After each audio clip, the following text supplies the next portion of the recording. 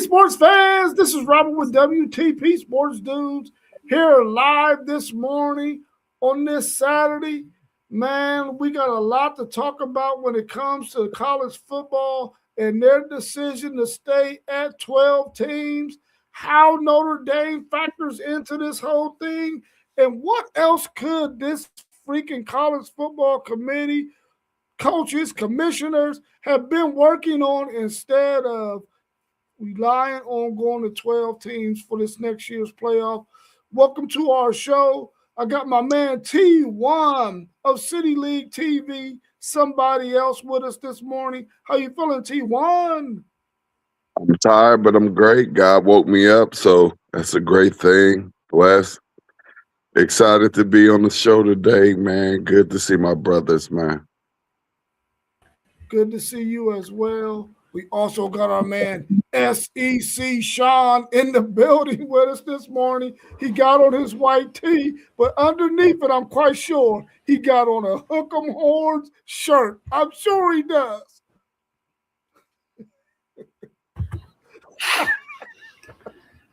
I know that's right. How you feeling, SEC? We got Sean? the A&M pajama pants on. We ain't got none of that burnt orange stuff going over here.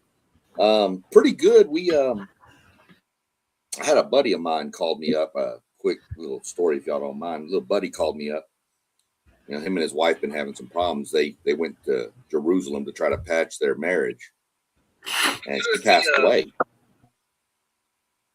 She passed away, and the guy over there is like, "Man, look, you want to bury her here, or do you want us to, send her back to America?" He said it was $50 to send her back to America, or he could bury her there for $1,500. Well, he said he was going to send her on back.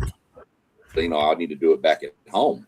And the guy said, well, okay. He goes, can I ask why you'd rather spend that much money? And he said, man, the last person I knew that died in these areas, he was dead, dead for 3 days and came back to life. And I can't take that chance.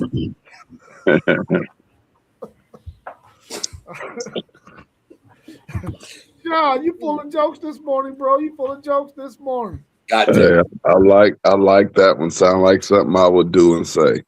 Right. Same here. Yeah.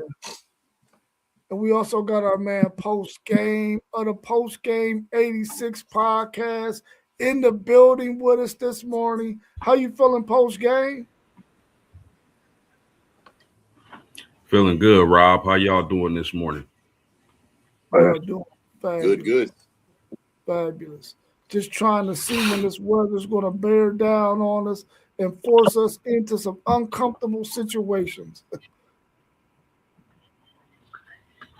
Well, let's go ahead and get into what we've seen the college football committee, the commissioners, the coaches, all this discussion they've been having over those few days before they came up with the decision to go ahead and stay at 12 teams in the college football playoffs. What are your thoughts on college football staying at 12 teams for the playoff? So is that for sure? They're not going to expand it? It's for sure for 2026. It's going to be 12 teams. I wouldn't say that I'm overly upset about it, but just to me, the thing that makes the most sense would just be, and I know a lot of people are talking about the 24, 25 teams, but to me, what will make the most sense would be, and I understand that Division I wants to stand out alone, but I would say at the very least they should have went to 16 teams, just like Division 1A, Division II, and Division III. Everybody has 16.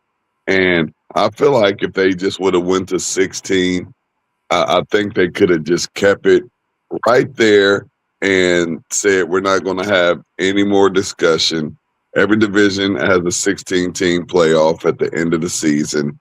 If you're 17, 18, work harder next year and leave it at that and go on, and let's stop having a discussion about how many teams that we should have in this playoff. And then next thing you know, they want to get half of the 64 that they got for basketball and say, let's do 32. Like, just put that number out there. And I say the best number is the 16, just like every other division has had for the past, 50 years, as long as I can remember, however long those divisions have been being the smartest divisions in football. But I would just go with the 16, leave it at that, and move on so that we're not having these discussions every single year after the season. Yeah, great points. I would also like 16 teams, but if they're going to keep it at 12 teams, then they should have they should have went a different route. As far as the group of 5 teams, I don't think they belong. The only way I would like to see a group of 5 team be in the playoffs is if they're ranked in the top 10 or so. If you're a top 10 team in a group of 5, let's just say like a Boise State, then that's the only reason why I would see a group of 5 team being in the playoff field. Outside of that, no, sir. And I would also like them to get rid of the first round buys and make them home games for those first 4 seeds. Outside of that, I don't have a huge issue with it. 12 to 14 to 16, that's the sweet spot for me. But that's as far as I would go. So if they would have made those adjustments to the college football playoffs, I would have been ecstatic. And let me say something right there off of that real quick, post game before SEC Sean goes. The only way that I will be cool with the bye game is if that first game was at home, because we've noticed these past 2 years that those top 4 teams, they have not benefited in any type of way. And I definitely agree that give them a home game on that first game instead of a bye game. I agree with that. But if you want to give them a different type of reward than 5 through 8 is getting, because 5 through 8 has the home game in that first round of the playoffs, I mean, have the bye and then let them play at home. But I know that they got so much and have so much invested into these bowl games, they would never go week 2 of the playoffs and have somebody at home because they got to go get their bowl money. But I definitely agree with you right there, though. So both make good points. 16 is I think the ultimate goal. I think you're exactly right on that, T1.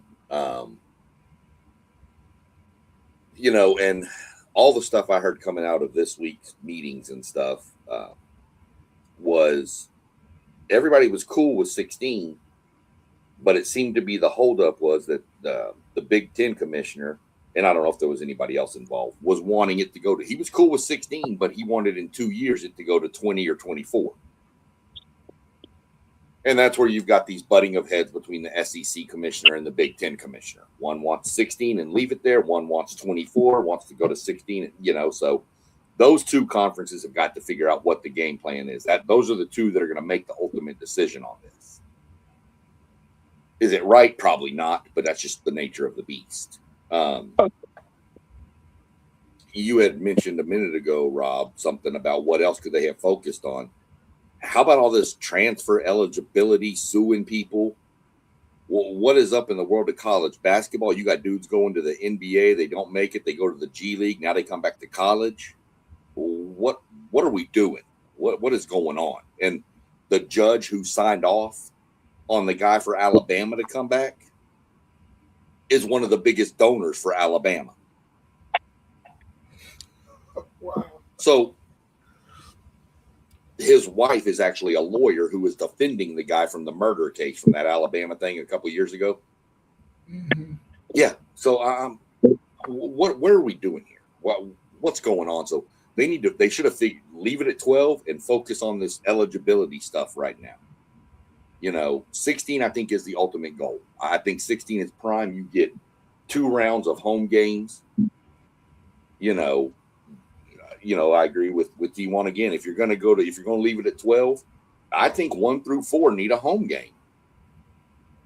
I mean, 5 seed gets a home game, 6, 7, and 8 get a home game. But the 1 seed got to go to a bowl game for their first game? How does that make sense? Make the 5 through 8 teams go to a bowl game and then make the second round the home games if you need to. So I don't know. Just my theory. I mean, I'm fine with 12, whatever, for this year. Just I think we need to fix other issues before we worrying about the playoff numbers. Hey, I like that, man. I like that. Yeah, I agree with you all. I would prefer to see 16. I think that just is a better number than 12 in terms of how you can line things up. I mean, since they're going to stay at 12, are they going to move the calendar up? I like the idea of 5 through 8 playing in bowl games as opposed to having a home game. Because if you're going to give anybody a home game, it should be those top 4 teams. So have your bowl games 5 through 8 when they have their games, and then have the home teams, home games for the 1 through 4. I really wish that they would have found a way to shorten this calendar up, because I think it's way too much time. If they're going to have a bye in there for anybody, just way too much sit time. I think that they should have something where they close in that gap, and they don't have the calendar. We all know is screwed up. They need to fix that. So if you're going to stay at 12, fix that freaking calendar, so that way we don't have all this wait time. But we see that bye week actually works as long as you have. I said that bye week actually works. You know, as Indiana showed, but your average players have to be 22, 23 years old. That's the thing. It don't work for the 20, 21-year-olds. That's juniors and seniors out here. You gotta be 20, 22, 23, 24. That's right. I mean, you've seen one team win after the bye week in 2 years. And they were the oldest team in college football playoff history, or probably college football history, period. They were extremely old. They were full 4-year, 5-year, 6-year players. And I think they might have had about 2 7 years. They were extremely, extremely old. Flip it and flip it around back to the bowl games, like I mentioned, where 5 through 8 go to the bowl game and then host the other players, the other teams. It would make the earlier bowls mean more, wouldn't you think the Birmingham Bowl would have loved to have like Alabama, Oklahoma play in there instead of like, Middle Tennessee State and St. Mary's Sisters of the Blind? I mean, those bowl games would get more attention then for the bigger brands, even, but it's still just a playoff game. But to me, those smaller bowls would benefit more from that. Another great point. And you may not have to travel far. Let's say a bowl like that bowl game that's Michigan, you can go there, and whoever Michigan this year in a bowl game. Right. Anybody remember? That would have been an exciting game for the city of Detroit and the state of Michigan. You have Michigan and whoever they played. I forget who they played, but I think they played a pretty good team, didn't they? They played Texas. Oh, played Texas. Oh yeah. Now they would have loaded that thing up. Yeah. And that probably would have been the best Motor City Bowl. I don't think that Motor City Bowl has ever been sold out.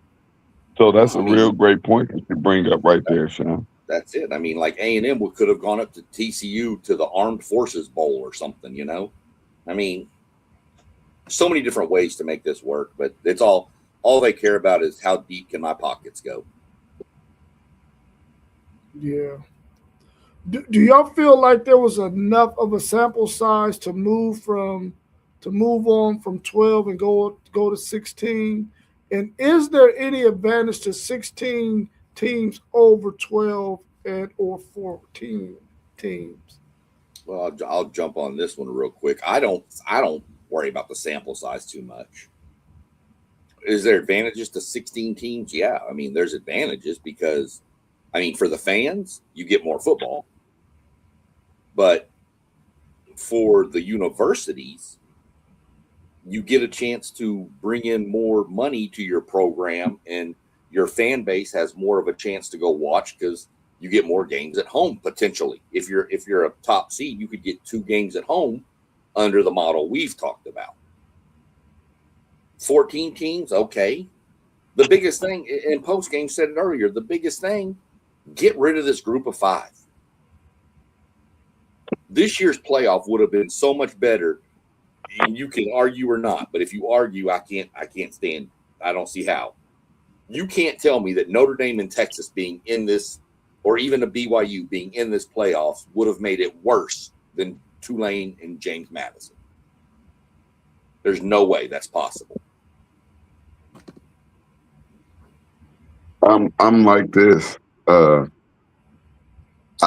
53 years old, and I don't believe that I've ever heard Division I AA, Division II, or Division III complaining about the amount of teams that they have in the playoffs. I don't think I have ever heard that. So I don't know if just Division I, if they just feel like, hey, we're Division I, we should be different. Well, if you're different, go to 24. What do you have the top 25 teams for year after year after year after year? What does it matter if 25 through 13 means nothing? Get rid of the top 25 then. I guess that's just entertainment. Get rid of it. What do you have it for? Have the top 16.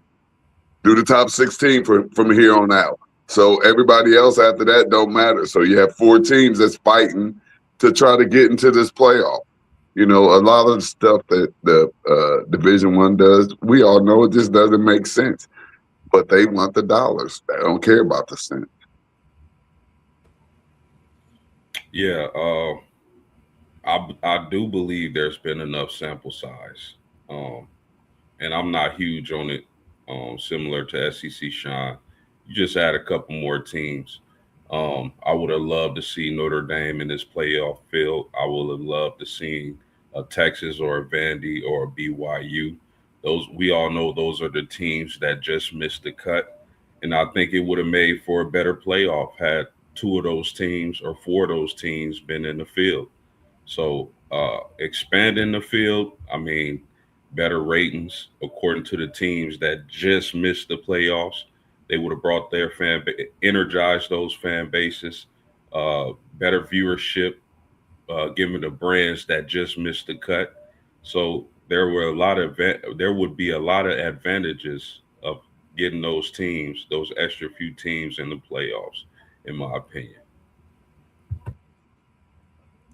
Yeah, I think it's been a big enough of a sample size. I mean, it's only been 2 years, but I think that's enough for us to have seen that, listen, there's some things about this thing that need to be fixed. For one, when you got 12 teams, there's too long of a layoff for the teams 1 through 4. And we've seen 7 of those 8 teams lose their game after they're having that bye. So I think that's an area of concern for me. I think that window needs to be shortened. They shouldn't be off that long.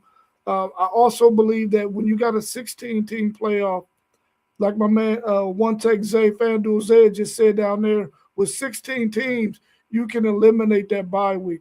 And I would love to see that bye week eliminated. I don't think the team should have to wait that long to play a game when we already know at the beginning of a season, a team is rusty, and then eventually they get clicking around week 3, 4, 5. And whenever you have a long old layoff like that, there's a good chance that you're going to come in rusty. And I don't think if you're having a college football playoff, you want to see teams out there rusty. You want to see them working at their maximum. So I think that they should scrape that freaking 12 teams and go to 16, because that's one of the advantages. And then I think at that point, you can also give 2 rounds worth of home games at that point. And I mean, it's going to be a tough sell to get 2 home games in a row for those first 2 rounds. But I think that makes for a better competition. I mean, the bowl people gonna probably be pissed off because they only gonna have 4 and 2. You know, the championship game and the 2 semifinals. But it is what it is at that point. You're gonna have to find somebody else to plug in those other bowl games. But I think that they should go to 16. I think that's the advantage. 12, you got to have a bye. 14, you got to have a bye, and I think they should eliminate bye weeks. I mean, before you jump on real quick, I mean, you're spot on, but I mean, it's not going to be a hard sell for the commissioners to go to 2 rounds of home games. In the bowl games, you just fill in with, instead of having to be 6-6 to get into a bowl game, you know, maybe you start taking more 5 and I mean, Mississippi State got in with a 5-7 record this year because I believe, like Notre Dame example post game, opted out. So somebody had to fill that spot, so they took the next team, which was a 5-7 team. What's the problem with that? It gives nothing but more of those. To me, it makes college football better because those kids get to practice an extra month or whatever. So it doesn't hurt college football by those 5-7 teams getting in my opinion. Yeah. Our man One Tech Zay mentioned 24 teams. What is your for or rebuttal against 24 teams? Yeah, I just don't think, like, it sounds good on paper, but I don't think there's 24 teams who can win a championship. I think you're watering down the field if you go that big. It sounds exciting, you know, but I don't think there's 24 teams worth a shot at being crowned a champion. I just think we're over saturating the field if we go that big.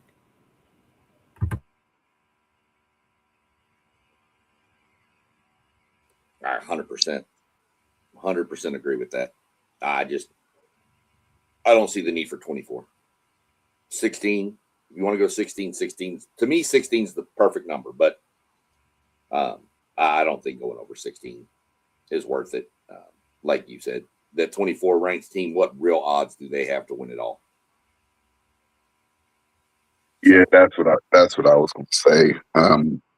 24 through probably 19 or 18, they're going to pretty much have 100% chance of being and whatever for all the years, because if they're playing the top teams,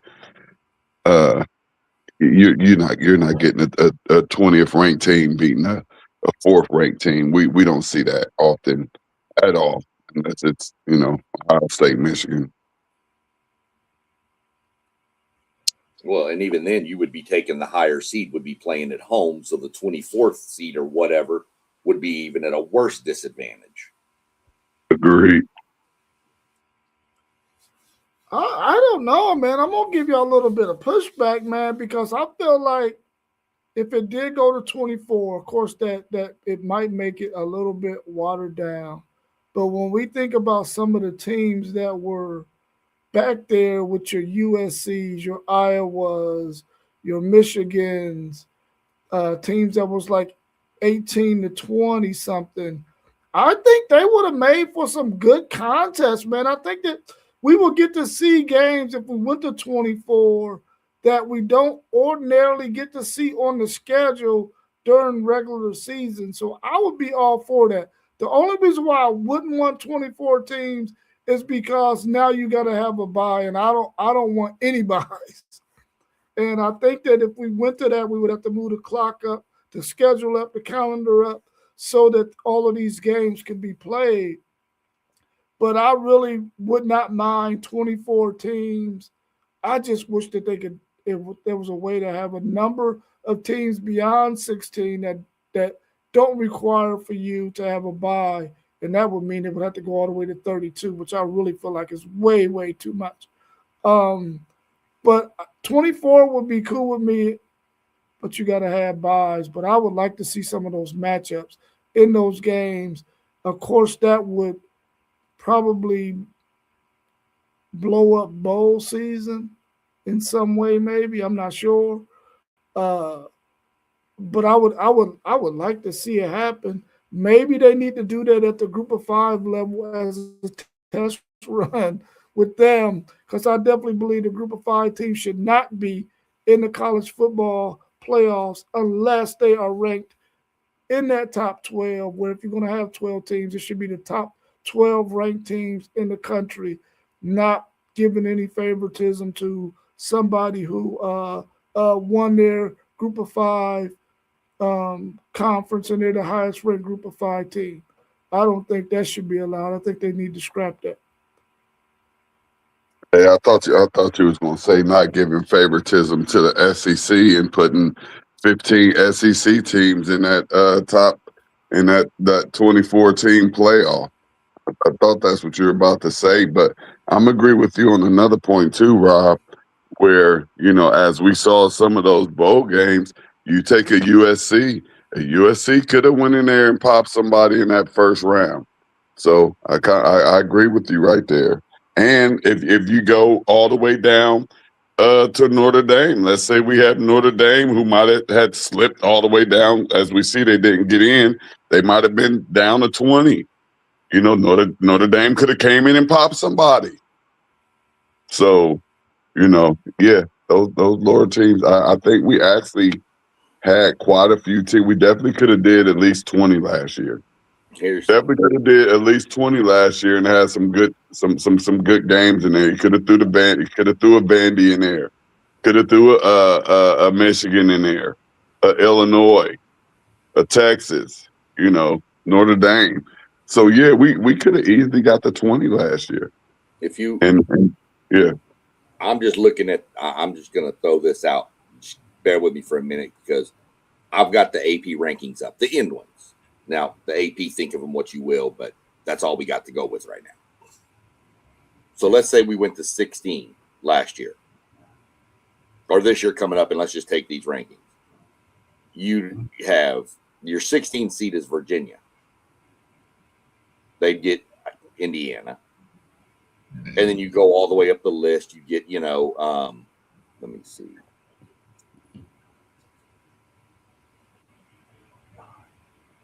So you get like Texas A&M, Alabama in the first round, Texas Tech, Notre Dame in the first round at Texas Tech, Georgia, BYU, all the way through.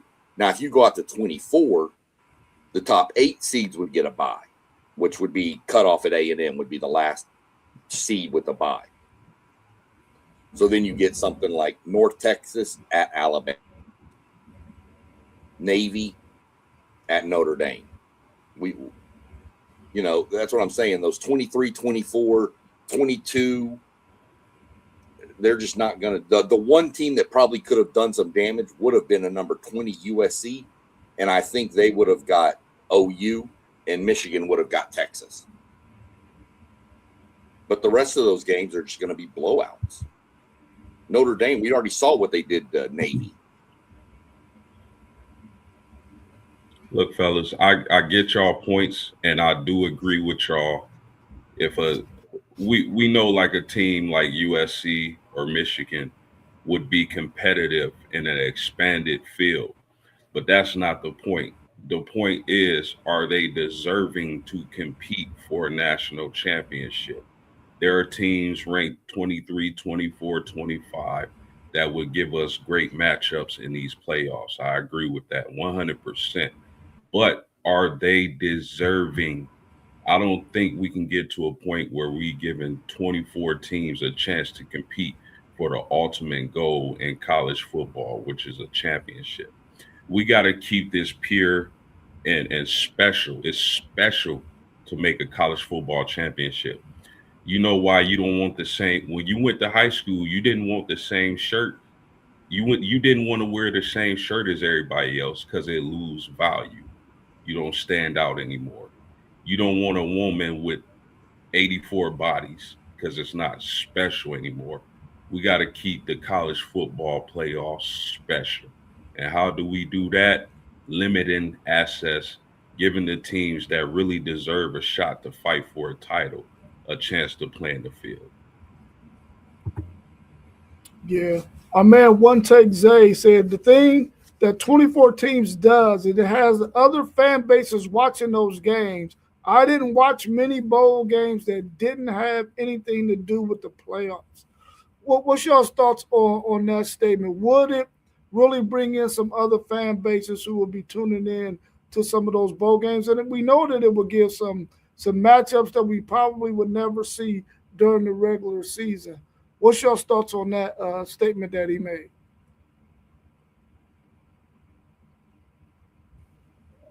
Yeah, I think he's correct. It would bring in fan bases would be energized and mobilized if their teams were to make the field. But again, my pushback is we got to keep the college football playoffs sacred. You have to earn the right to play in this field. And if we expand, it's going to water it down. That's my only point. I agree. It's going to anytime any fan base makes the playoffs, that fan base is going to be energized. So I agree with that point, but I just would like to keep the college football playoffs special. Let me get your thoughts on how do you feel about the Notre Dame dynamic in the whole playoff scenario? They talked a lot about where Notre Dame fits in all of this since they're not in a conference, but they're one of the best teams in college football. And how do we deal with the Notre Dame dynamic? What's your thoughts on that in post game? Since you're a Notre Dame fan, we can let you go last on this one. I'm gonna say this, and y'all know I laugh and I joke and I play around a lot. But in all honesty, Notre Dame is Notre Dame. So I guess if it's almost like like the prettiest girl in high school, and we all OGs now. Some of us a little younger, and she's still just pretty. I'm 53 and she's still fine. You know what I mean? So I mean, you got to leave Notre Dame as Notre Dame is, and Notre Dame is a darling when it comes to college football. Notre Dame is special. Notre Dame is actually too good for a conference, and I think we just have to leave it at that and let Notre Dame be that independent university that they are.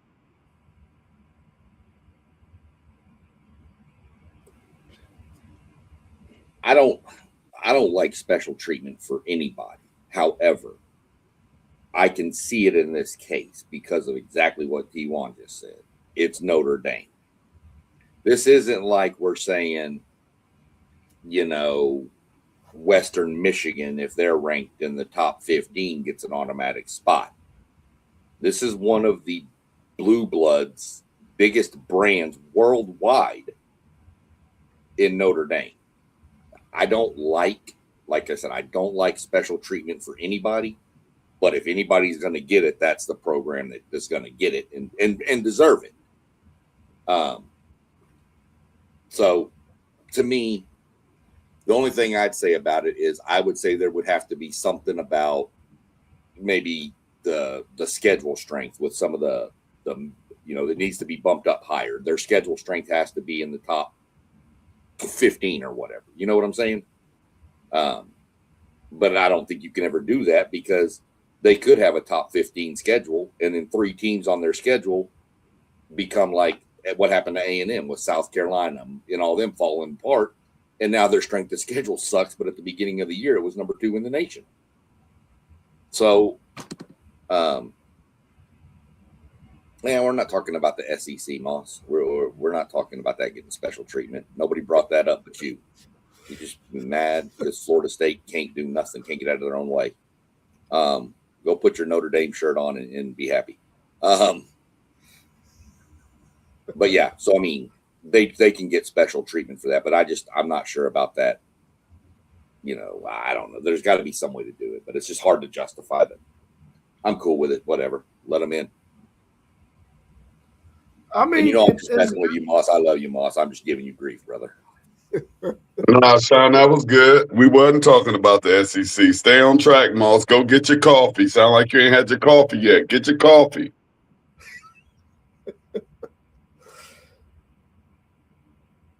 I mean, I think in reality, though, Notre Dame's still going to have to do the work. You know what I'm saying? In order to even get the treatment that, we're talking about. The reality is now they're saying if they're ranked in the top 12, they should get in the college football playoff. I think if you're going to have group of 5 teams vying for a spot or they're allowed to get a spot, then they should be ranked in the top 10. And then that way you ain't got to worry about them 2 on the outside of that, the 11 and 12. So as long as Notre Dame is ranked in the top 10, then they should get into the college football playoffs. I think the reality is we already know that Notre Dame is, and this is what a lot of people are saying, Notre Dame could just go out there and schedule 10 or 11 cupcakes and then make the college football playoffs every year because they're going to be ranked in the top 12. Hold up, We time all out. know that Notre Dame's not going to freaking do that. They haven't done it in their whole entire existence. Why would they start doing it now just to make the college football playoffs? They're going to schedule the way they got to schedule because they need it for their fan base to stay engaged. They want to always be a power in college football. They're not going to go out there and schedule a bunch of cupcakes, man. They're going to always schedule where they've been scheduling, and they're going to want to be a competitive team in college football. They want to see really how good their team is, so they're going to schedule some good teams on their schedule. So I don't think they need to worry about that. But I think they should be ranked in the top 10 in order to make the college football playoff and not just the top 12. Let me say something real quick for post game go. I'm not so sure that I'm with you on that one, Rob, because I feel like Notre Dame year in and year out has a fairly good schedule, and I wouldn't call it easy. And you can't penalize these teams that they have on the schedule because they're having a down year or whatnot. I think Notre Dame always has 4 or 5 teams on their schedule that it's gonna be a banger. And if any other team from any other conference had that schedule, they may be in trouble. So I'm not so sure that I could agree with Notre Dame having cupcake schedules. I can't even really think of a time when I thought that Notre Dame had a cupcake schedule because they're playing against these Power 4 teams wherever they may come from, and they're always playing USC, the teams that they just used, like they used to always play Michigan, and like they always have tough teams on their schedule. So I don't think that I've ever seen a Notre Dame schedule that was a cupcake schedule. I could be wrong. So post game, you can fill me in. I mean, that cupcake schedule, man. You gotta think Notre Dame has just made agreements with Texas, Bama, Clemson, Florida State, teams like that, Michigan. Those are teams that are going to be on the schedule in the upcoming season. So, I mean, when I hear people say cupcake schedule, I know there's a huge, portion of the population that hates Notre Dame. You either hate Notre Dame or love Notre Dame. So I mean, I get it. I get the shots taken, but what does it? Let's say they do play a softer schedule, right? And they go undefeated and make the playoffs. And they get in the playoffs and they beat every team in the playoff and win the championship. What does it matter about your regular? Like I get it, but at that point, what did your argument of they played a soft schedule matter if they got into the big dance and beat all the big dogs? You see what I'm saying? As far as the agreement with Notre Dame being ranked in the top 12 guarantees them a spot. I still don't believe that guarantees Notre Dame a spot because guess what? The selection committee could say on the final rankings, okay, we like how number 13 played as opposed to Notre Dame. So we're going to slide Notre Dame out of the top 12 and jump them with another, with let's just say Alabama. So it's even though they came to agreement with the other big conferences, let's remind the people that the SEC, the Big Ten, all these other conferences agreed to these terms.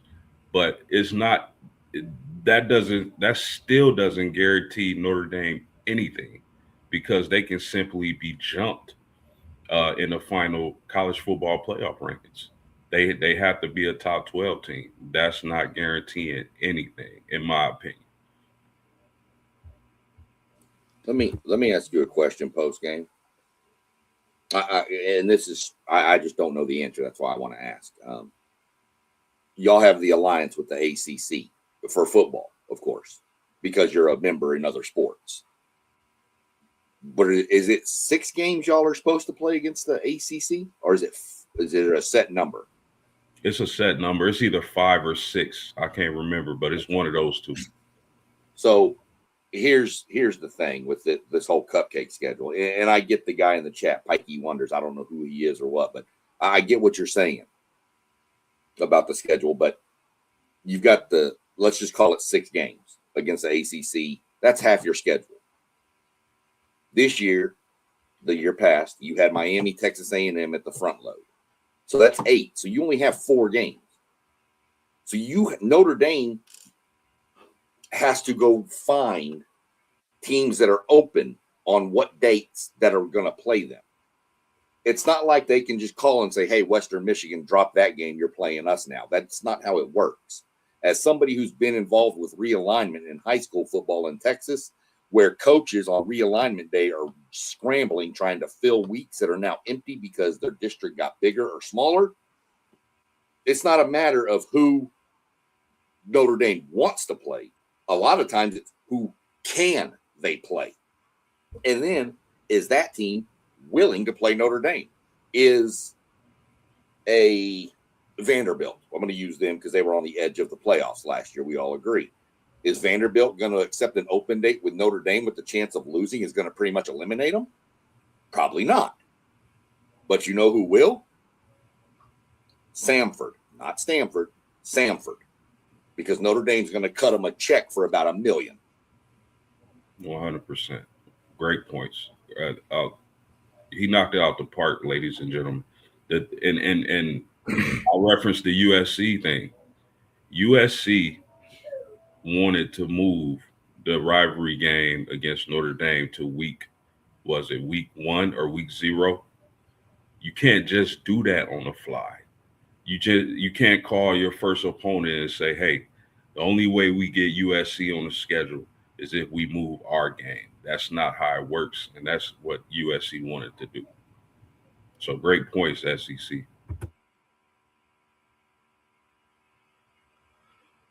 Well, Parky Wonders, you might not, you probably do know, but Notre Dame owes a debt of gratitude to those military schools. So from the past, what those military schools did for Notre Dame. So that's probably why they're returning that favor, playing them every year. The fact that Notre Dame scheduled USC, who was one of the top 5 teams in the Big Ten, they played Miami, who was in the national championship game. They played Texas A&M, who was either 3rd or 4th in the SEC. I think those 3 games alone is enough. Now, of course, you can throw in all those other things. Pitt was on a hot streak at that time when they played Notre Dame, and they got dogged at home. They were actually playing in Pitt in that game, and they got dogged. Syracuse beat a really good team early in the season. Well, they weren't good. They beat Clemson. But we thought Clemson was one of the best teams in the country at the beginning of the season. The reality is Notre Dame is going to schedule who they can schedule. And we also know that they're going to always schedule some really good football teams from other conferences outside of their agreement that they have with the ACC. So I'm not going to pile on Notre Dame. I think Notre Dame is a really good program. I just feel like they should be ranked in the top 10 to make the college football playoffs. Anything outside of that, then they have to work their way in, I guess. But I think they're very deserving. They was deserving to be in the college football playoffs this past season. I just think the committee got it wrong by leaving them out.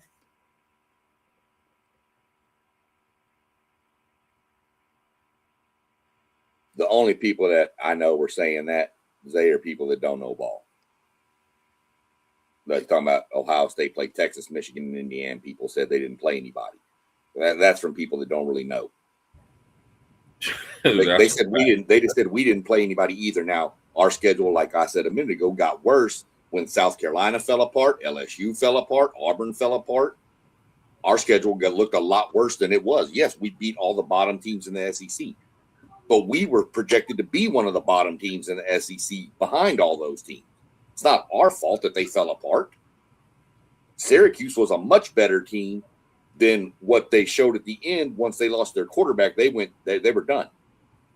Pitt's trash. No, Pitt was not trash. Pitt was really a good team. Notre Dame and Miami both beat the ever-loving snot out of them, but they were still a solid team. And they were saying the same thing about Indiana. Indiana played Oregon, and they said Indiana didn't play anyone up into the Ohio State Conference Championship game. Now, given that, what did they do in the playoffs? Yeah. That's my point. Conference, and this isn't a knock at Notre Dame, don't take it this way, but conference games, even being a Notre Dame guy, not inside of a conference, you can look and say a Michigan-Indiana game, a Oregon-Ohio State game. You saw UCLA come in and beat Penn State, and UCLA, we all know at that point was terrible. You've seen an underperforming Longhorn team beat a much better A&M team this year. I mean, we've seen that for 2 years now. But there it goes. But it's conference games are in, just because it doesn't look good on paper, they're still a conference game, and those are, whether they're big rivals or not, it's a rival in the conference, I promise you. Mm-hmm. Yeah, I think PW, I think we all agree that there should not be any preferential treatment for Notre Dame.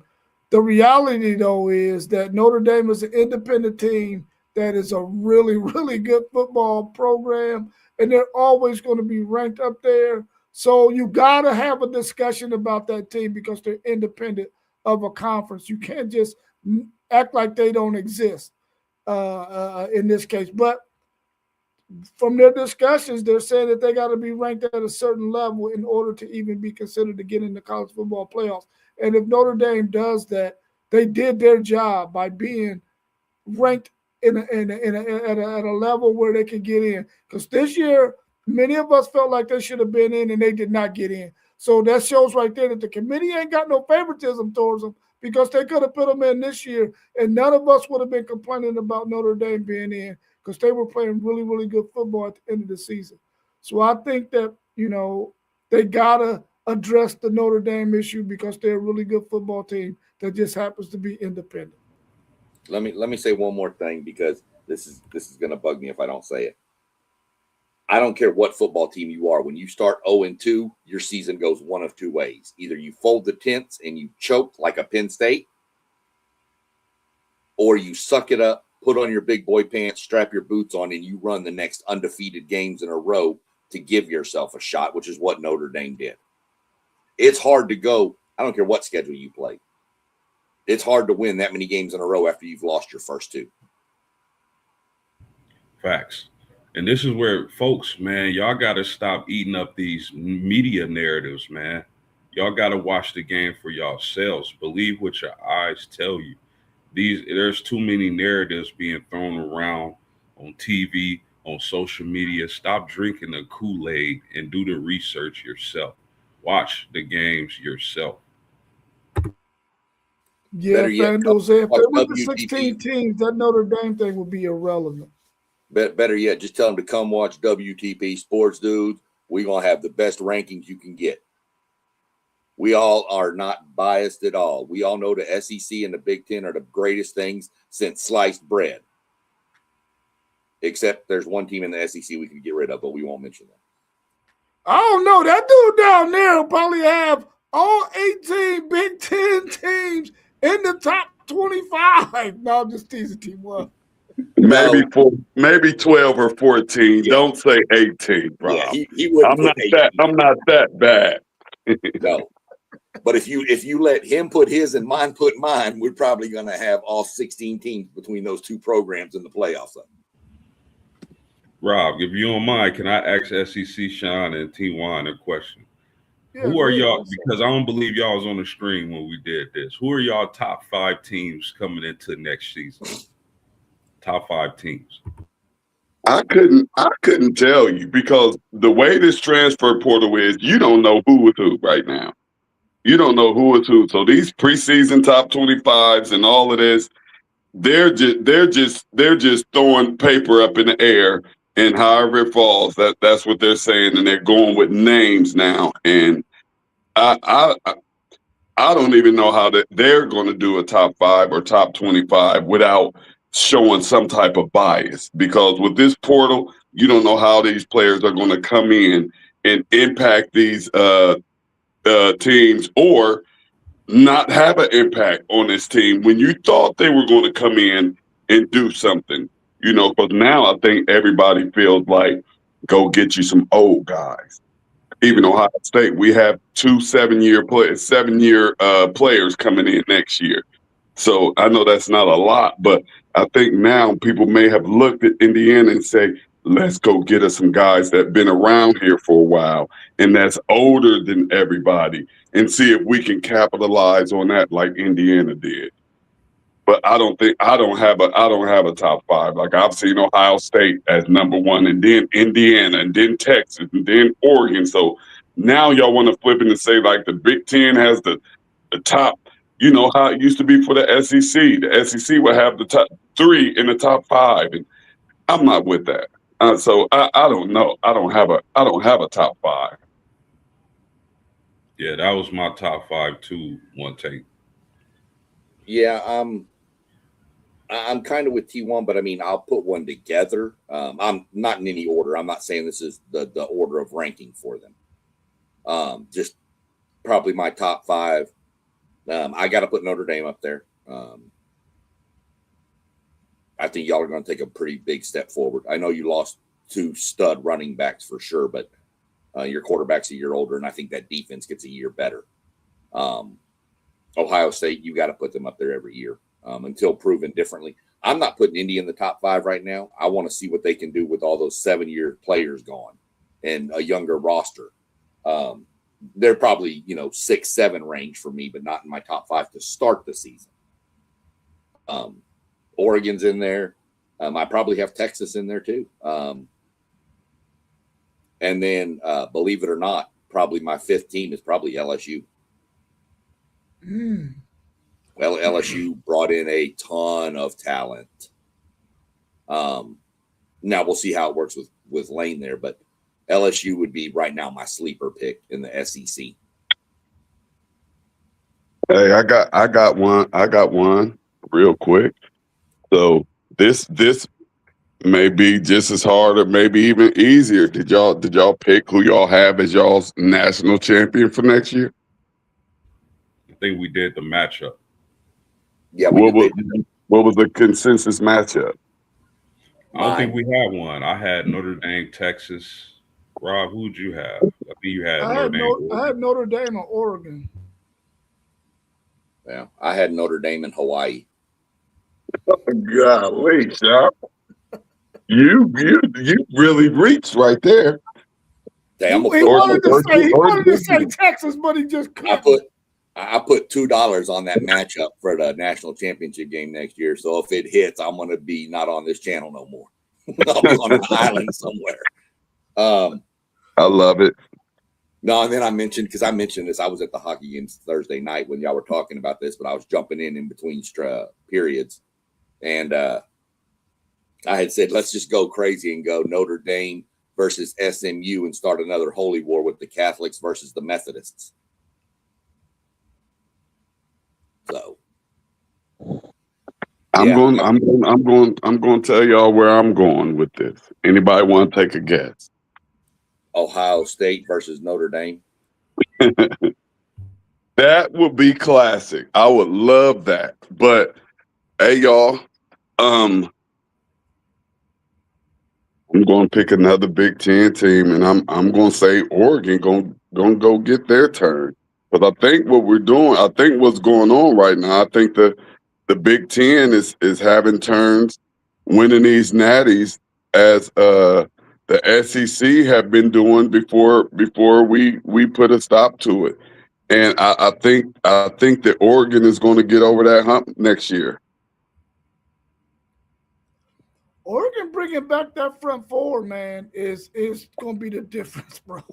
I'm like, those guys decided to come back is what made me pick Oregon to be one of the teams down there, because if with them front four, man, they could be hell on wheels. And then they got a solid guy on the back end. I think they could be really, really good next year. And we know there's been their defense that has probably been what's been holding them up. Now, are they going to be able to handle the things on their offensive line when they go against some real good defensive line teams? That's going to be a question out there too going into next season. Do they have the offensive line to protect Moore, to be able to get it to his playmakers on the outside when those guys come back healthy? Yeah, I agree with that. If they're able to do that, and Dante Moore is able to take another step, Oregon's going to be extremely scary. Yeah. FanDuel Zay Mossberg got a question for you, T1. He said, how excited are you about getting Earl Little in your defensive backfield? I'm extremely excited. You know, after losing a player like Caleb, you definitely would want to bring somebody back there with some experience to go along with the experience other safety that we have back there, McClain. So we may not take a huge drop off. Now, you're going to take a drop off when you lose a player like Caleb, but to get a player like Earl Little, who has that experience, who comes from I still will call that a championship caliber program. I think he's going to fit in extremely nice for us and help us with that defense, because that's the only thing that we need to work on going into the next season is our defense. As we all know, we're going to lose quite a few players from that defense to the NFL. And we're going to show, as we show year after year after year after year, how all we do is just reload. And thanks to this transfer portal, we have been able to plug some players into these positions of need for next season. Just like we have a few linebackers coming in for Sonny and Reese, and they're fitting that prototype. These guys are coming in there 6'3", 235, 240, run pretty good 40s. So I think Earl Little is going to be a great addition to this Buckeye team, as will quite a few of these other transfers that we have coming in. But we appreciate y'all for letting us use him for a year, Mo. Yeah. FanDuel Zaya said, or One Take Zaya said, Earl Little was nice. The key is Trey Moore the third. Earl will play nickel. So that's your answer to that too, Mossberg. And then he asked about Raheem Biles that went to Texas at linebacker. We needed him badly, so we ended up getting a guy who can go sideline to sideline, who can cover tight ends, who's a playmaker, who had a lot of tackles in the Big Ten this past season.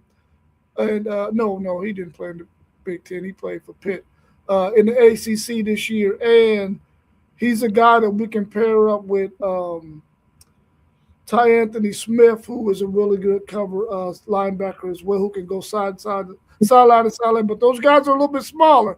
They're not thumpers.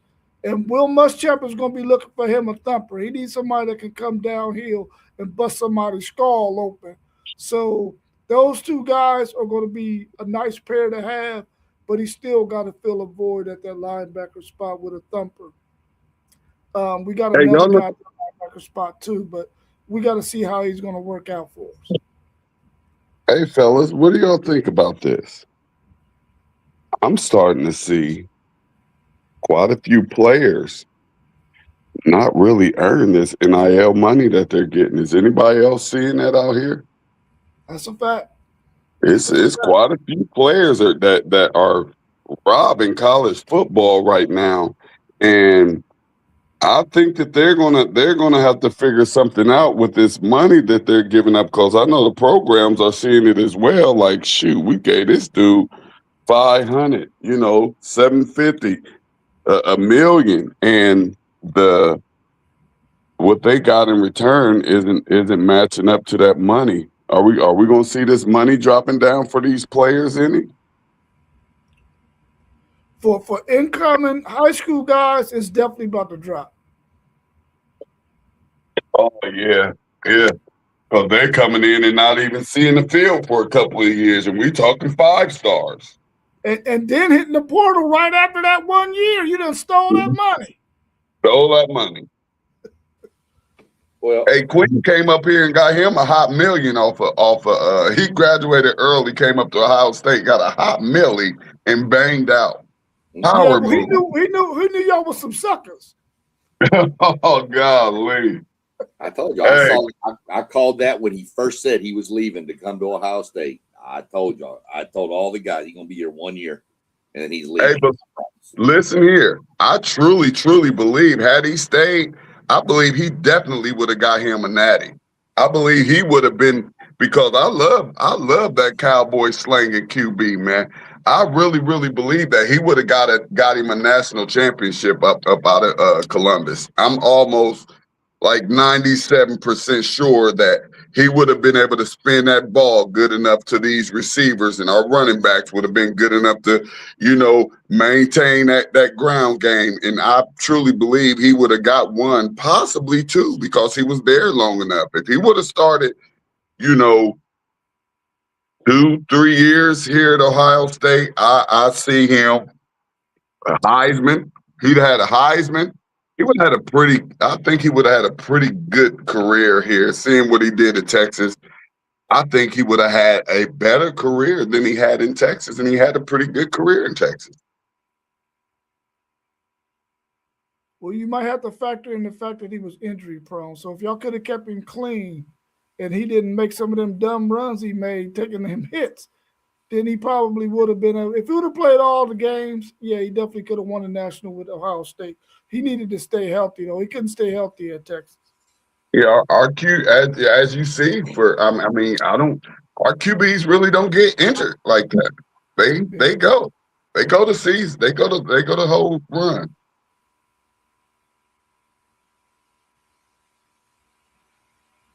Yeah, that's what I was trying to tell too. I posted that. Zay asked about Seaton, that offensive tackle, if he finally committed, and he did. He's going to LSU. Really? Yep. Which, LSU has to rebuild their whole offensive line. 2 of them are at A&M now. So 2 of the ones from last year. So let me see. Who was he talking about? Seaton? Seaton with the LSU? Yeah. With the LSU, yeah. Oh yeah, okay. Cool. Yeah, I saw Oregon, and then it apparently came out, it fell through or something. So then this morning I saw him from On3, Hayes Fawcett said he told him that, LSU. So yeah, once Texas signed that Ohio State gonna have to start throwing some money out here, man, because teams are throwing money. Like Texas is throwing money. Like we were supposed to have Files. He was supposed to come home, but we just could not match that oil money with Texas. But I think Ohio State they're gonna have to make a decision, because if they don't, they're just going to be Ohio State. It won't be a national championship. Sure, it'll be playoffs, but that's not the ultimate goal. They're going to have to start spending some money and spending big. They're going to have to match some offers, or we won't see another national championship, because right now it's big bank take little bank, and ain't no other way to put it. Yep, that's dead straight. Right now, it's a Wild West. Who's got the biggest saddle pack is what it comes down to. And that's why I said these screw this up. expansion and shit. Let's get this other stuff fixed first, man.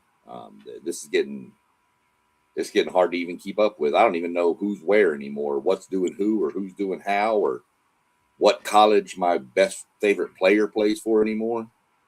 It's just getting out of hand. We just need to fix this right now. I can't keep up with it. Too much stuff going on. Yeah, one take, Zay, you're right. It's title or bust for Texas as well. They got to win the national championship, man. They made it to 2 semifinals. They didn't make the college football playoffs this past year. As a Texas fan, we need a national title, bro. So Steve Sarkisian is going to have to make it happen. That's why they all in, and that's why a lot of players who felt like Texas let some guys get away that they should have paid money for, like Trey Wisner and Parker Livingston and those guys who played really well for Texas last year. They had to free that money up, man, because they had to get some other guys who can make plays in the run game and in the pass game to upgrade our team, man. So them dudes had to go. And Seaton, we couldn't get him once we signed that tackle. We didn't have the money for him, and we didn't have the spot for him either. Don't. Y'all got money. Stop. No, we didn't have no money for Seaton, bro. We Stop it. Y'all got money. Y'all have a bottomless pit. They said Texas is going to spend $40 million for that roster next year. And if that is the case, and I really don't even believe in the win a title or it's a bust now. I don't believe in that now with this transfer portal, because you can have a great team coming into the next season and you could be looking for great things to happen. But if another team goes and spends the big bag and grabs the top quarterback along with the top offensive lineman, along with the top defensive end, and you don't have a chance. You don't have a chance. So that title or bust thing with this transfer portal, you could bust very easy, and you could be busted by week 6. Yeah. I promise you, it's not for lack of money at the University of Texas. I don't care. Right. So stop it, Rob. If I wasn't on this podcast, you could maybe bark up that tree, but I'm sitting here and I know different. I'm not saying Texas doesn't have the money. What I'm telling you is they were not about to have spent money on all these linemen that they spent money on, and then spend money on another tackle who one of them dudes was not going to get to play, and they don't want that money sitting on the sideline. They want that money on the field. So they weren't about to pay that money for Seaton once they got that other tackle, and they're probably going to bump Brandon Baker into guard. They weren't going to do it. He's definitely not going to come and play left tackle over Trevor Gooseby. So it was a no-brainer. Once we got that other tackle, we couldn't mess with Seaton anymore. That's why he fell off of our radar. But, I mean, we could have signed him, but somebody would have been sitting on the bench, and we don't want that. We want guys playing that we're spending this money on. What do y'all think about, should they have figured out this whole money thing, because you're getting this collective bargaining agreement money?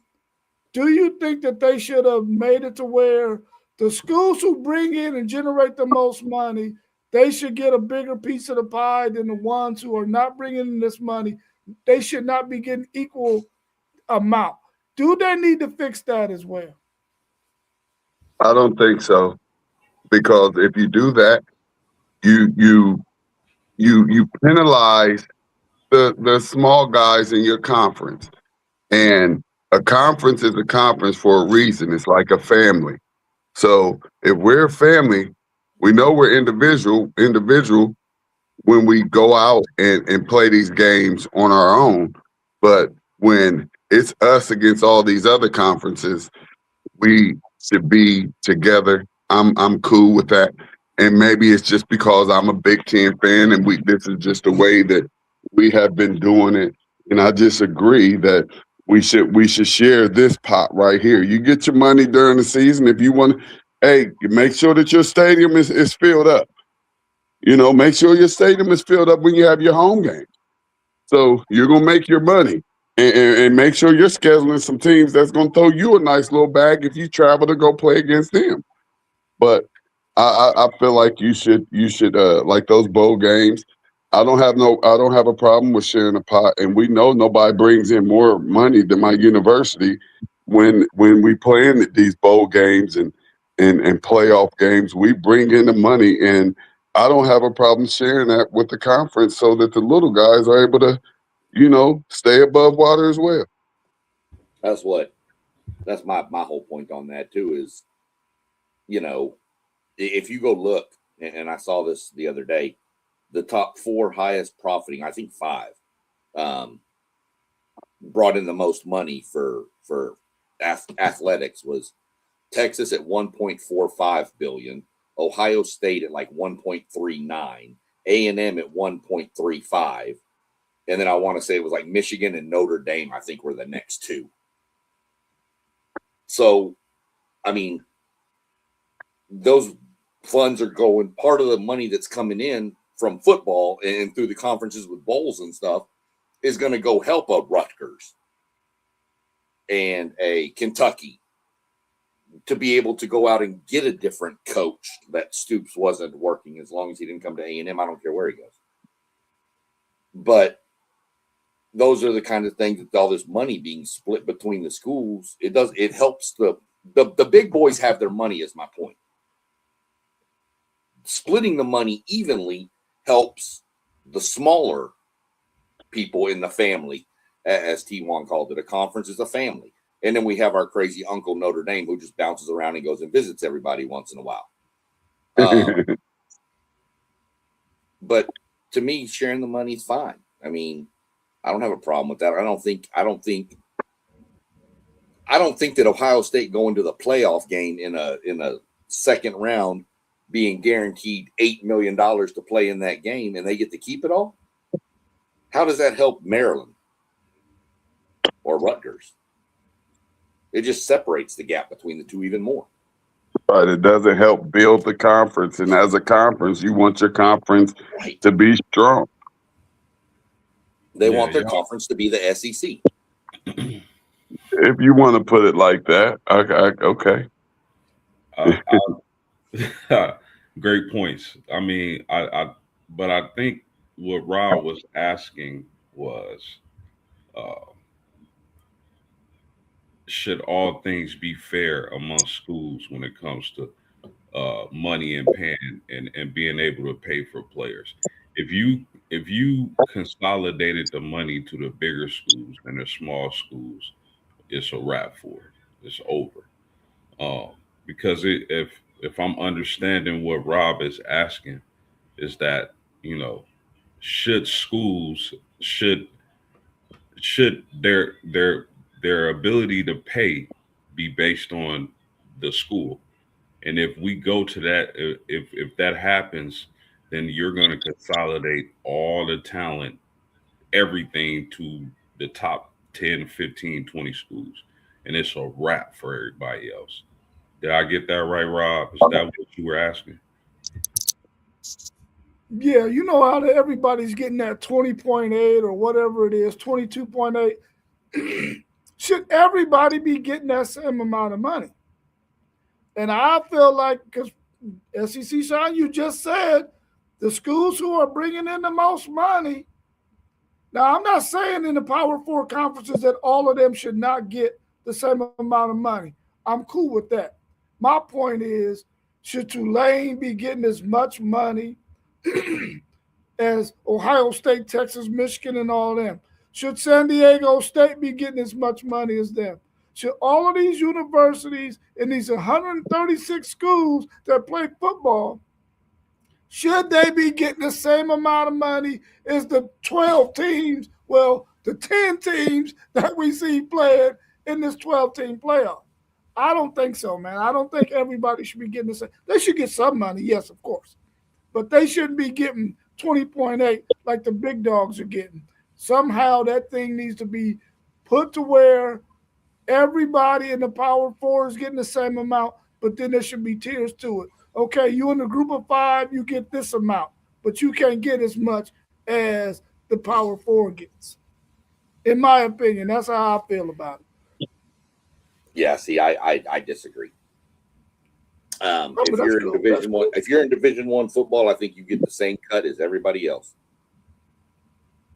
Because the schools we mentioned, the A&Ms, the Texas, the Ohio States, the Notre Dames, they're going to get that 20.8 plus what we just mentioned, the 1.4 billion they're bringing in.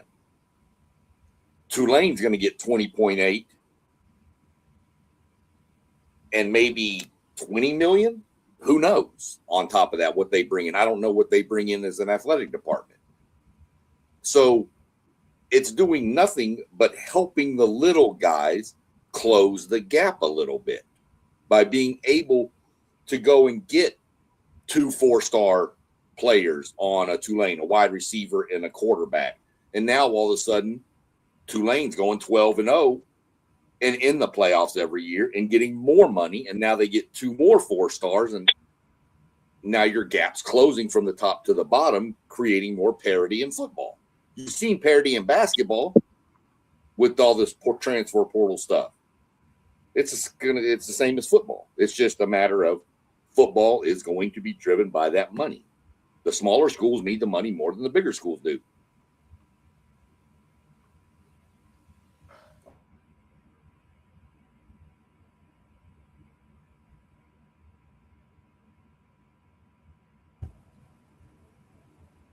Oh, I mean, I agree with you, FanDuel. I believe that, I want to see all of those schools have scholarships and all of that stuff. But when it comes to that collective bargaining where the NCAA is paying this money out to all of these schools, yeah, they're going to get a piece of that pie, but I don't think they should be getting the same amount as some of the bigger schools who generate the majority of this money. That's all I'm saying. But I get everybody's point. And I like everybody's points that they made. I just feel like, if you're generating the most money, you should get a bigger piece of the pie. Not that the little people shouldn't get any of the pie or that they should get crumbs. I think they should get enough for them to be able to survive. But some of these schools is getting 20.8, and what is it doing? Is it sitting? Is it allowing them to bolster their programs? I mean, maybe since it's just been 1 year, we haven't gotten to see the fruits of that yet. So hopefully we get to see that soon. But, I still feel like the bigger schools who generate the most money should probably get a bigger piece of the pie. Everybody should get a piece, but I think that the bigger schools who generate the most money should get the bigger piece of the pie. Hey, Rob, it sounds like you want the little guys to get a whole lot of crumbs. You don't want them to get no crumbs, but it sounds like you just want them to get a whole lot of crumbs. I mean, listen, man, I went to Central State University, bro, where the conditions were not good. I had to take dumps, bro. Take dumps. Back in the late 80s in an inch of water. I had to make sure that I had the kind of flip-flops that were at least 2 inches thick. So I wouldn't have to sit and when I'm taking a dump in freaking water. So I want the little guy to have something too, because I don't want them conditions to be like that on those campuses. All I'm saying is try to split that thing up to where everybody can get what they need. And let's make it fair, because the schools who generate the most money should be getting a little bit bigger piece of the pie. Hey, Rob. I attended Central State University as well, and I can remember a week, and it might have been a few days, and it was mid-January, late January, probably about like it is right now. We lost heat. I had to sleep with all of my clothes on, sweatpants, jeans, hoodie, and I just took my dad's big fur coat. He had a big fur coat. I said, let me rock this up at Central, man, so I can, so they can look at me different. I had to sleep in that. It was freezing in our room. And I wasn't even thinking, because I had a car. I probably should have just went home. But me and my roommate, man, Everybody in there. We thugged it out, dog. I know about the troubles that can go on at them HBCUs, and I was still cold. Yeah. Well, I'm glad that Central State turned that thing around, and they got a really, really nice campus. And we talking It looked about beautiful. It looked beautiful. Late 80s. Now we're talking about 2026, and that campus looks beautiful, man. Looks beautiful. Anything else y'all want to cover before we wrap it up, man? We're right at 1 hour and 20 minutes. Anything else y'all want to discuss? No, I'm good, man. I think we got another one. I think Moss posted a couple questions in the chat we didn't get to. Got this one. He said, post game, is it title or bust in South Bend in 26? Man, I'm not big on the title or bust. Me neither. Thing. Like, Yeah. I would say Notre Dame is in a position to where they can compete for a title. But title or bust, I've never been a fan of that saying. That's what I'd say. I mean, if you get to the national championship game and lose, you're going to tell me the season was a bust? No, I can't get with that. I don't like that bust term. Yeah, not now. Anyway. No. He also asked, how can A&M look to get that big game win? I don't know. I'm waiting to see what our portal class does. I mean, I think Elko's gone out and got what he needed in the portal. We have a good recruiting class. We have a really solid start to the 27 recruiting class too. I'm really liking what's going on there, but we didn't get flashy with the portal, but I think we've got needs fixed. I think Elko is doing it the right way. Bring in what you need to fix the holes he noticed, and develop your young talent that you're getting from the high school ranks. A good mixture of youth and veterans can go a long, long way, because next year those youth are going to be the veterans for the other kids coming in. So we'll just have to wait and see. Do I think we can beat Texas? I mean, the Texas A&M game is always going to be one that I don't care what the record is, throw it out the window. You saw that this year. Everybody thought, A&M undefeated. Now we were still an underdog on the road, just because it's Texas. So can we beat them? Yeah. Can we lose to them? Yeah. I'm not putting a lot of stock into it. I just want to see how we progress throughout the year. Under year 3 under Elko. Did y'all get somebody in the portal to replace Concepcion, or y'all banking on Terry Bussey to make that next step? Isaiah Horton, a kid from Alabama. Oh, that's right. Y'all did get Horton. Yeah, we got Horton. We got Bussey. We got that number 3 Ashton Bethel Roman from last year. We got Craver's back too, right? Who? Is Craver back? Yeah. Craver was only a sophomore. He's like a same as like Smith and Smith and Williams, but we got him, and we had 2 like All-American kids at receiver coming in. Madden Williams and Anthony Gregory, I think is his name. They're both coming in this year too, and they were both electric. I saw them play in the Army-Navy or the Navy All-American game down in San Antonio. I watched them play the other night. They were pretty electric too. So I like what we've got coming in. We've got skill. I'm more upset that we didn't go address the running back room with the loss of Le'Veon Moss. I know we have Reuben Owens and some other dudes, but I just think we need that thumper. You talked about a thumper on defense. I think we needed a thumper in the running back room to come in. And maybe there's one on the roster that I'm not aware of, but I just think that's what you need. In a big conference, the SEC, the Big Ten, I think you've got to be able to have that thumping running back to kind of put some pressure on the D-line and linebackers. Hey, y'all. I do got something. I did something that has never been done before. probably has. I got a lot of things I've done nobody's done before, but this week I did for City League TV. I did a middle school basketball game. Now I was supposed to officiate this game, but I asked the coach. I said, "Do you want me to officiate this game for you, or do you want me to take this opportunity to put y'all on City League TV?" I said, I'll find you a ref. So he said, yeah, go ahead and do City League. So I found him a referee. Is my volume okay, fellas? Yes, sir. Okay, so I found him a referee, my homeboy, and all ready to go. So he calls me on Wednesday. He calls me Thursday morning. The game is on Thursday. And he's like, man, the other referee backed out.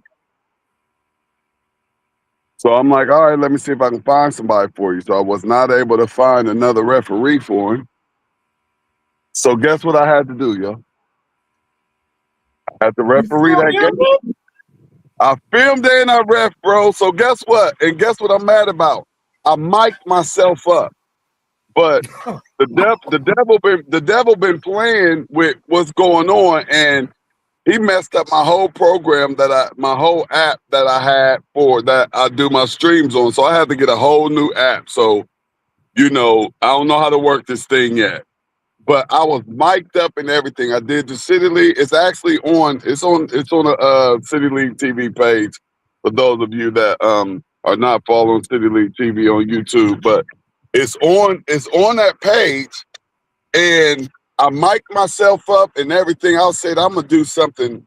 I'm gonna do something crazy special today. So I mic'd myself up, man. I'm out there. I'm doing my 1-2, 1-2, having a great job interacting with the players. I taught, a few of the players that was out there, and then I've seen a few of the other players. So, I'm talking with the coaches. I got fans asking me like, "Yo, what you on TikTok or something?" Like, yeah. So it was live, and I just knew that it was live, and I went back and listened to it, and my mic didn't pick up because it's a section in this app where I gotta change my microphone, and it didn't pick up, but I did. I did City League TV, and I officiated the game at the same damn time, bro. Wow. So you were mic'd up, but the mic didn't work. Yep, I was mic'd up, and it would have been cold. The only thing that I was worried about was how loud the whistle might have been, But I moved the mic over to it was like on the side of my neck and on my collar.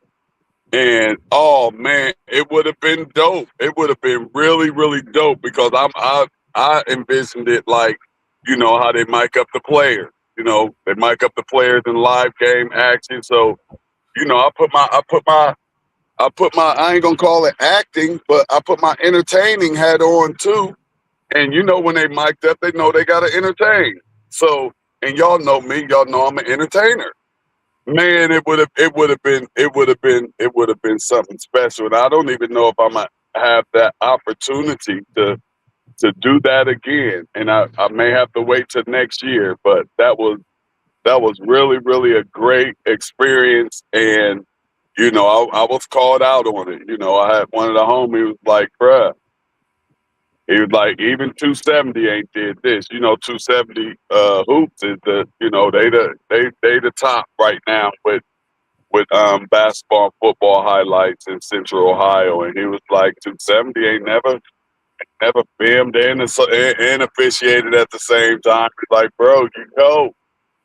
And I just work hard, man. For those who aren't following City League TV on YouTube, man, check your boy out.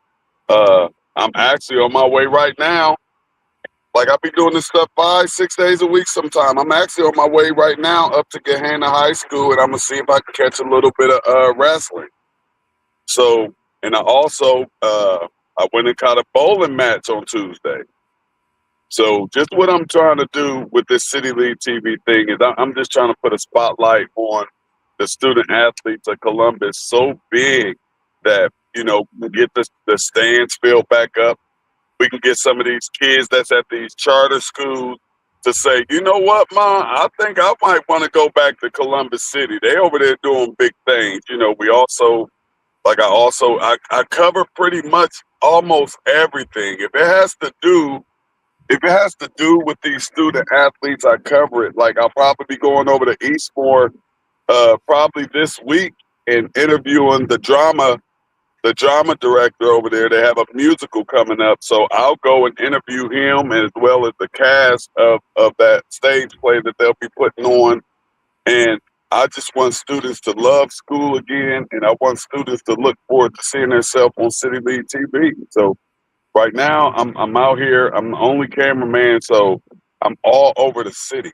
Every single day of the week, I'm all over the city, you know, capturing these moments that these student athletes and these student uh, performers, whatever, they're students in Columbus City, and I'm just making sure that they have lifelong video that they can go and check out and one day even show their kids like, yo, this was me.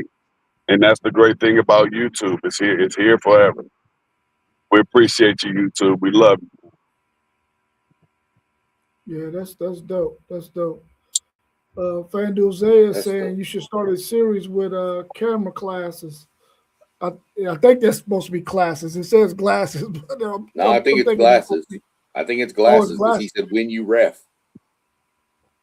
No, you don't even need that, because that game that I officiated, the coach just had a kid move the camera back and forth. The only thing I would have told him is like, yo, y'all can't talk, but I watched the game. It really didn't bother me because you hear so much talking, you know, anyway with the fans. And this little kid did a great job.